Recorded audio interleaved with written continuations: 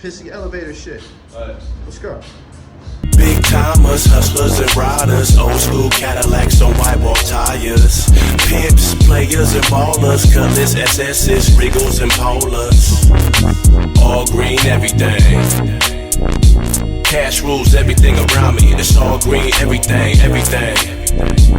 for real. You oughta tell your daughter to get off my tip. She wasn't fucking with me before I hooked up this old school shit. I'm talking 6 tray, candy apple green paint. Every time I drop past they house, them hoes damn near faint. Laughing hella hard as I continue moving. Lay back my low song with the music up, steadily grooving. To much better off, my Smokey Robinson. Looking hella clean, haters can hate, but ain't no stopping them. That's 40 racks without the motor or the candy paint. Players do what we want, apparently that's what you can't. Seem to stack a dollar and put one together. My team, we all green and all of us tougher than leather. Y'all do it big, but on the real we do it way better. Make your main squeeze wanna see you a Dear John letter. Before she... Mr. CEO, how you been? I'm been straight. Same shit that we told about, just grinding like everybody else around this motherfucker, you know what I mean? I'm trying to get it, man. Trying to get it. You the last video that you sent me was very, very interesting. Could you tell me something about it? That's that fast rapping one? Jason Voorhees. Oh yeah. Well, basically, it's a video called Jason Voorhees, and one day, I was going down a rabbit hole and I was looking at this motherfucker up and shit, right? And I looked at his birthday, fictional character, but his birthday was like 3 days after mine. I said June 11th. His shit was like June 13th. I'm like, that's it. You know what I mean? He killing motherfuckers on screen. I'm killing these motherfuckers on audio. Right. So that's what I mean. I'm like, fuck with the same person, except I'm the rapper version of that guy. Who directed it? Huh? Who directed it? Well, me, I kind of direct. I'm like, yeah, man, do this, like this part. But then the homie, Big Bo, he filmed it and shit. And my boy DJ Hector. Okay. Everybody put their equal amount of input inside the shit. What was the name of the guy that was featured on it? Patrick Antonio.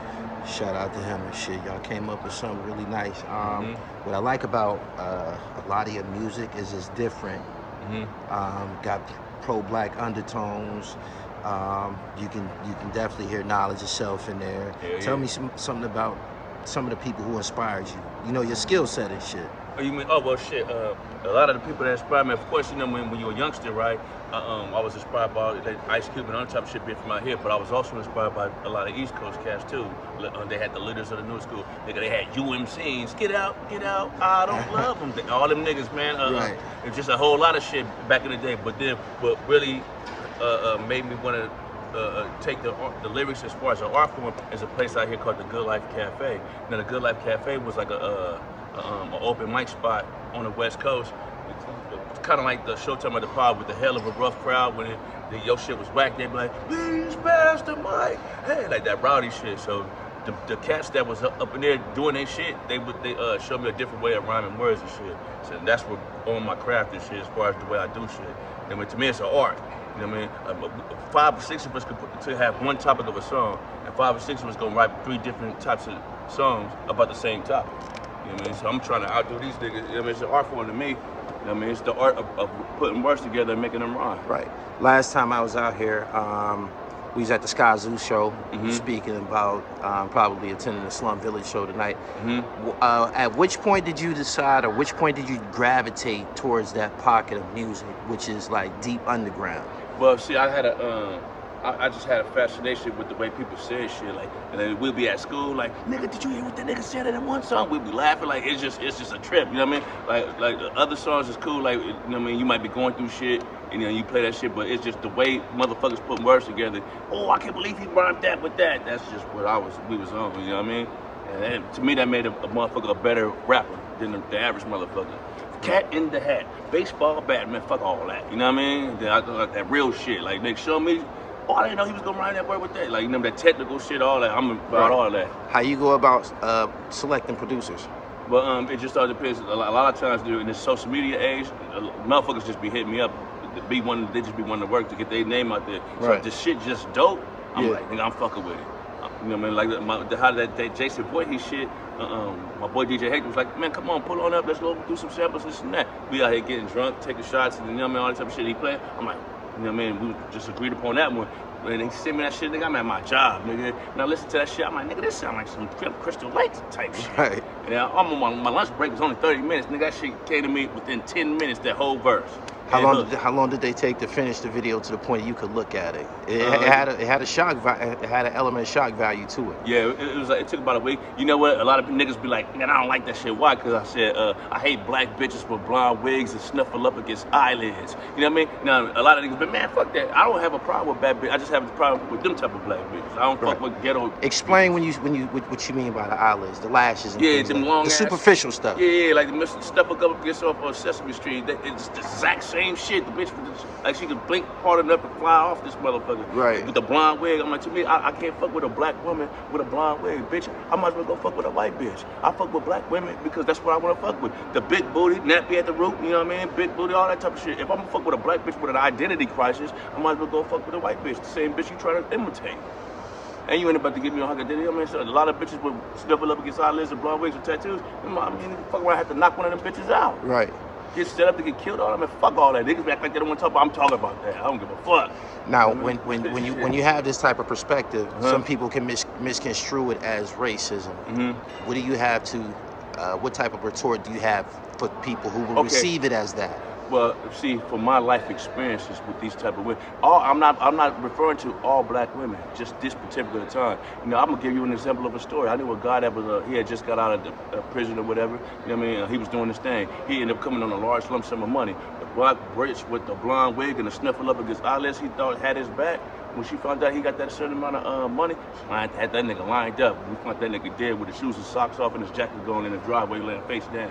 You know what I'm saying? So that's the experience I'm speaking from, and countless other experiences. You know what I mean? But not all black women, just that particular type. You know what I mean? I like the dude goddess with the dreadlocks that I can learn something from, that feel like she's the mother earth. You know what I mean? You know, all that type of shit. But I'm pinpointing these bitches. Speaking of being lined up, is that a very, very real element out here in Los Angeles? We seen what happened with Pop Smoke. Yeah, man, look, let me tell you something. Okay, I'm in my 40s. You know, we in our 40s. When we was in junior high school, man, bitches used to be calling it, because they know it's like 20 of us standing on the corner with nothing to doing some bullshit. Bitches used to come around the corner. Yeah, this nigga about to come over here, man. I don't care what y'all do with him. Yeah, he got money. He about to pull up and get him. This is how bitches used to get down. We'd be like, well, our thirsty ass, hungry for a hamburger and all that. We ride them like, we out there waiting on these niggas. As soon as they come coming out the bushes, we maxing them out. That's just junior. This is what we was doing in junior high school. So as you get older, that shit progresses into something else. Is that I gave some thought about it. I actually spoke about this on my podcast. Is the element of taking things, is that something that's visible in the black community early on? Because I was taking I was making the comparison of going way back to like trick or treating. We couldn't wait for those times because the mob that I was with, my block, we was gonna go through neighborhoods, basically robbing people. Hey, look, man, look. For candy, yeah. When we was younger and we smoking blunts and shit like that, well, we ain't got no money to go blunts. Let's jump in the car, grab the gun, and go take something. Sometimes we used to just walk around, we game banging out here, we used to just walk around. Like two chicks sitting right there, we'd be like, hey, you got to the count of 3 to empty everything in your purse, or me and these guys across the street gonna come over here and fuck you up. These bitches like, niggas pockets be out here looking like this. Niggas, sometimes, some niggas' back pockets used to be ripped off. Niggas used to be ripping, that's just what niggas was on. Sad, but I mean, niggas was living in poverty. Right. Everybody, the homie used to have a saying. He's like, everybody around here walking around with my money in their pocket. I just gotta figure out who I decide to take it from today. Wow. That's just how niggas was on in junior high school. So you could just imagine. Again, with the game banging shit, I mean, that's just right. Now, with this element being so visible, do you think that it will probably thwart or prohibit people from reaching out to you to do music and stuff like that? Well, I mean, I'm not doing this shit, Right. These other motherfuckers. I'm just saying, like, into the reputation of because this is so prominent in California. Well, yeah. I mean, I would say that because if that's the case, niggas would be fucking with me. And I know it's a lot of times too. A lot of these dudes that got the keys to the door, but some of these niggas be like funny style, no disrespect, but soft or college educated type of dudes. So of course they wouldn't know how they would be intimidated by dealing with somebody like niggas that out here look like they got with the bullshit tattoos and all that. They'd be intimidated by something like that because they don't want to get steamrolled. Because a lot of times out of 10, they was the ones who pockets was being rabbit ears and ripped off and all that type of shit. So they would be skeptical about dealing with somebody like that unless they get to know you, really feel like, okay, I can fuck with you. But I ain't got time to be proving myself to none of these weird ass niggas. Some of these niggas, you know what I mean? You think I'm trying to do some music, nigga be trying to take you out on a date and shit.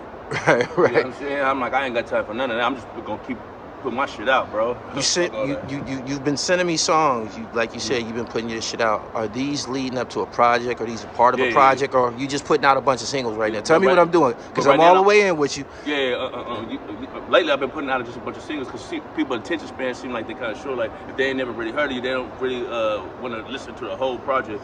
But I already got 2 of them lined up to drop anyway. But I'm just throwing singles out there just to get motherfuckers to be like, oh, you know, I do a variety of different shit. So I don't know which one gonna catch, but I just love doing this shit, so I'm throwing them out there. I'm on a mission, you know what I mean?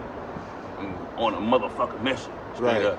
Right. In prior conversations with you, we had discussions about your last name and your upbringing. You come from a pro-black lineage. Yeah, hell yeah. You care to elaborate? Yeah. See, I come from a Muslim family. You know what I mean? My pops was like very serious, very stern, very strict type of dude, no nonsense type of guy. Like, you know what I mean? So he basically tried to instill in us a knowledge of where we come from. Plus, he told me straight up, he was like, look, man, my grandfather's mother was here because a white man from France raped her. A white man from France raped somebody, and that child became my great-great-grandmother. So, but when he found that out, he said his family members didn't even want to tell him that because they didn't want him to have a hatred toward white folks. It was already too late. Right. But he always tried to let me know, like, you might not be experiencing the same shit that we experience, but you need to know what type of people you're dealing with when you're dealing with them. Right. You know what I mean? So that's why he feel like, you know what I mean, he don't want me to step in some shit and then not know how to clean that, you know? So right. It is what it is. You speak with blatant confidence and awareness. Could you tell us something about some of the books you've read?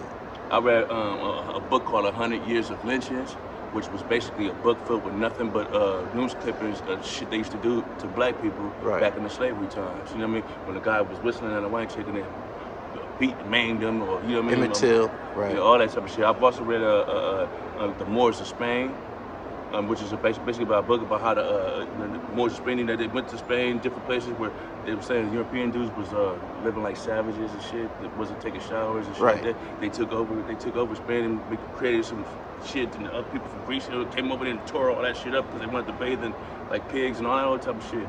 I read a whole lot of books, bro. The autobiography of Malcolm X, the Monster Cody stuff, all that shit. You know, when you go to jail, you ain't got nothing else to do but read and shit. Right.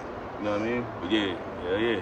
One of the more visible characters online is a rapper from the West Coast by the name of Crip Mac. You familiar with his music? You say what? Crip Mac, are you familiar with his music? He one of the more visible personalities online right now. He cold character. I don't know him personally. I know a couple of niggas from his hood. One of the guys I knew from his hood was rest in peace. A guy named KS. Right. And I knew a couple other cats from over there, but they like my age. I never met him or ran into him. But I'm somewhat.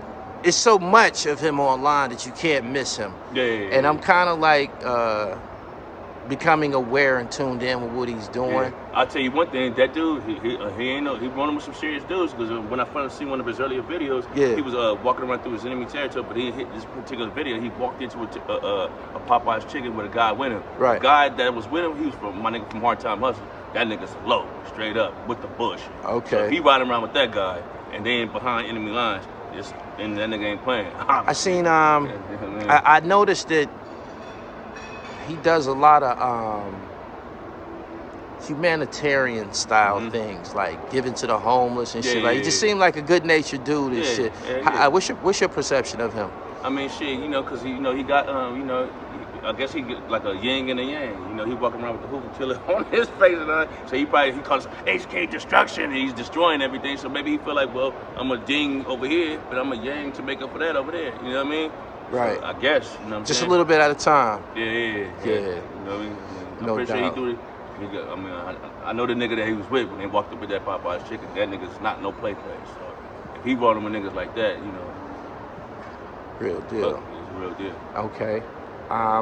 Recently, Snoop Dogg re-established himself as owner. Well, I said re-established himself. They went and retrieved Death Row Records. How you feel about Death Row coming back to the West? That's dope. I wish he could give me a call and be like, man, CR, what you doing, man? Come join the team. I'm like, yeah, motherfucker, yeah. That nigga shared my shit one time. I called that nigga on the phone because, well, he reached out to me one time. I don't want to put the shit all on blast, but this one guy bit my shit. That dude And I was like about to be on some trip shit. Then I told him about it. He was like, let me call you guys. And then we talked and he talked some sense. Right. I would fuck with it. I think that's dope. Yeah, I would like to see a resurrection of Death Row, possibly some new artists from out here and shit like that. You definitely one of the guys that's making some noise on both coasts. How do you go about staying visible, performing, things of that nature? The internet. But I be looking at y'all shit too. I'm like, how y'all just be dropping shit? I'm like, well, I'm doing the same thing. It's just music-wise. You know what I mean? It seems like the internet. All my shit connection shows, getting hooked up with shows and people approach me about that shit, be online. Yeah. So I'm like, well, fuck it, everybody like, fuck, we don't need this, you don't need that, just use the internet. That's all I've been doing. That'd be an excuse for me to jump in motherfuckers' DMs and all that type of shit. You heard this shit? Hey man, what's the next show? Hey man, put me on the show and all that type of shit. Internet is a motherfucker. When I first encountered you, I think maybe about a year, 18 months ago, it seemed like you were striving to be a rapper. At this point, are you established as a rapper? It just seems like you did a lot between the I'm still going, man, because I don't feel like I got my respect. Niggas supposed to be, I'm trying to get to a point where niggas be like, see, man, what you doing, man? I got a couple of tickets. And niggas call my phone, you know what I mean? Until I get that, I'm on these niggas, bro. You know what I mean? I don't know, I just love this shit. This shit like crack to me. I just love this shit, bro. It seemed like you enthused about it because that Jason Voorhees video, that took a level of creativity. You know what I mean? I live behind a camera, so I know it took some time and definitely a lot of creative energy to put that together. Yeah, I appreciate that shit, man. And then just look, you talk about the internet, shit. That's why I'm sitting here. The internet. Yeah, connections. You all the way from the East Coast. Yeah. You out here in LA. You know what I'm saying? The internet work. What can we expect from Mr. CR this summer? Man, a whole lot more music, man. I'm working on an EP called The Overstand with this guy named Hash Beats. And then right now, just to hold you down to that, check out my new shit called Angel Dust with a guy named Quasar. Right. You know, he on some rapper shit. Yeah, going in. What you think about the comments on Gully TV? Now I've learned to ignore a lot of certain shit. My boy was saying, man, you can't. I mean, you know, because some shit be positive. A lot of niggas be like, I ain't feeling that. Let me tell you something. That Jason Voorhees video was different. It was different than anything, creatively different, visibly different than anything that's been on Gully TV, but it was hip hop. And primarily everybody felt it was dope. For whatever reason, a person can drop 2,000 positive comments, but if somebody say one thing negative, that's the one that seems to stand out. You know what I'm saying? I don't be tripping. I used to be tripping off that shit. Like, my nigga, I didn't think that my fans, people who watch Gully TV, they're brutal. Yeah. You know what I'm saying? They brutal. I didn't think that they were gonna get that joint a chance. I didn't. It had a hip hop rock element to it, almost a hardcore heavy metal rock. Some new shit, something new. Some shit that ain't never been done before. But that used to be the shit that blew up. The shit Absolutely. So, that's why I was glad that I was the one to get it, because it was different and it was new. What's the response that you get from people when they see that one particularly? I'm asking about Jason Voorhees. It's mixed. But a lot of some niggas be like next because they don't like the line about the bitch with the sniffle up. It's how it is, and, you know, weird. But someone will be like, you know, but out here a lot of people like that shit. But I know it's different demographic. Like East Coast niggas is like harder, like more stern on the, you know what I mean, on the lyric. And I respect that because, you know what I mean, niggas, they got niggas out there that be fucking shit up. But that's my hope when I do shit like this, is to get they respect as well, you know what I mean? Because they give a fuck about the bars and shit like that. So I don't know, man. I don't give a fuck. You know, if people don't like it, well, wait till they see the next one. You know what I mean? I just gotta keep it pushing. No doubt. No doubt. That's so many songs ago, and I just dropped that. You know, I still got a gang of shit in the cut. They ain't like that, but watch this one. I mentioned that one because that one needed a footnote. I needed to interview you after that one. That's good looking out. So man. Yeah, I'm glad you was able to come through at Gully TV and drop us a few words on the video. You say you're gonna continue pressing the gas this summer. Anybody you plan on collaborating with? Yeah, me, myself. I don't really got no big collaboration, but I'm open to anybody. You know what I mean? Anybody that get busy, that wanna fuck, holla at your boy. Right now, I just did a collaboration with a guy named DJ Blends. This gonna be on some house music type shit. I'm all over the place. Watch me hear this shit. It's gonna be like some techno house shit. I see you. I see It's you. gonna be dope though. It's Continue gonna be continue to explore different realms of hip hop music, man. Yeah. You know what I'm saying?